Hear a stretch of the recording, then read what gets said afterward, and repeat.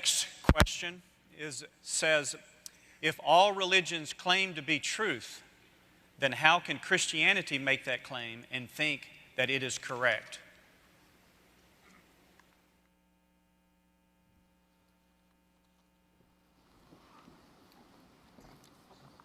Appreciate that question, and it's a question that has the assumption that is very correct. Oftentimes the Christian takes the hit that he or she who is a follower of Jesus Christ is the only one who lays claim to exclusivity. That is not true. Gautama Buddha was born a Hindu, and he renounced two of the fundamental doctrines of Hinduism, the authority of the Vedas and the caste system. He could not accept those two, went on his own journey in search of enlightenment, and came, of course, with the Four Noble Truths and the Eightfold Path and the ultimate extinguishing of desire in his nirvanic pursuit. So he turned his belief away from the religion of his birth in order to find a different answer. Islam is also exclusivistic in its claim, in all of its precepts and its 5 pillars and so on. What about these contradistinctions? The first thing we need to know is there are distinctions, there are fundamental differences. At best, there are superficial similarities. I often hear the question posed wrongly.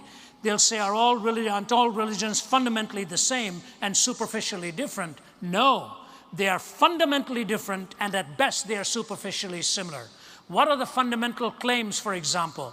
In Buddhism, the goal is to extinguish hunger, extinguish desire.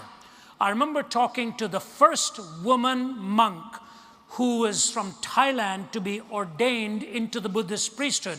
But Thai Buddhists do not ordain women, so she went to Sri Lanka to be ordained, and she has a PhD in philosophy from McMaster University in Hamilton, Ontario, and Waterloo, I guess, Ontario, McMaster University there.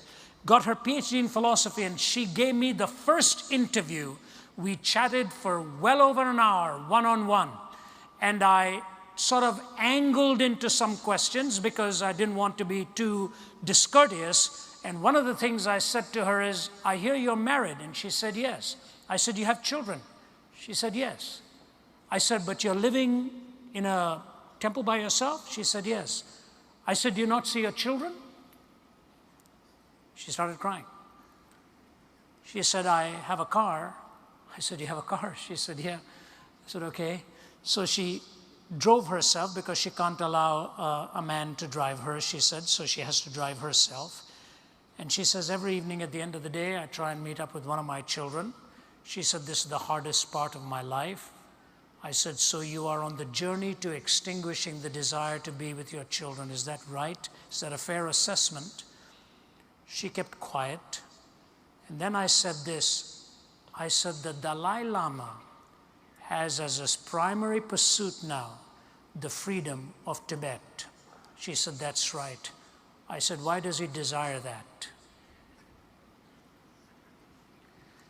She looked at me and she said, we try not to get into these philosophical questions. Let's just say that he chooses to.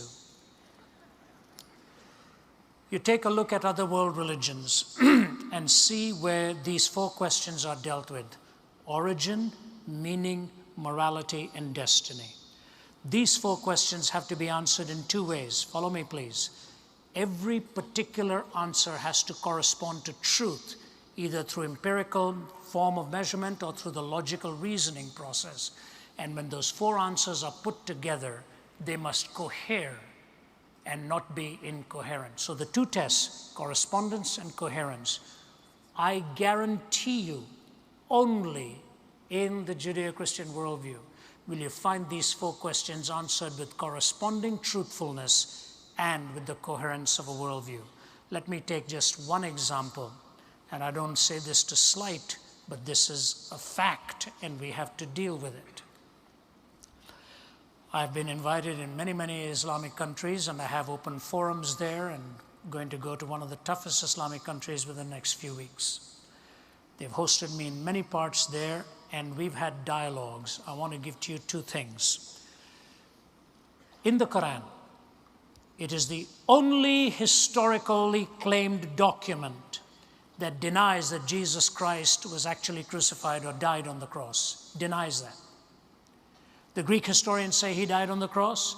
Roman historians say that. Pagan historians say that. Jewish historians say that. And Christian historians say that. The the Quran is the only one that says it appeared to him that he died, but he didn't actually die on the cross. So historically, it is making an affirmation that is really historically untrue. I got into a discussion with Sheikh Hussein of the leading Shiite cleric in Damascus, Syria, a real gentleman. For over 3 hours, we talked with an interpreter between us and an audience listening in. I was allowed to ask him one question about his faith, and he was allowed to ask me one question about mine. There was nothing, no rancor, no adversarial stance, just a perspective and counter-perspective and back and forth. It's the best way to do it, really. At the end of it, Sheikh Hussein looked at me. He was very respectful through the whole time, always referred to me as Professor Zacharias, Professor Zacharias. And then at the end, he looked at me, leaned over, and he said, "You know, Professor, I think the time has come for us in the Islamic world to stop asking if Jesus Christ died and to start asking why."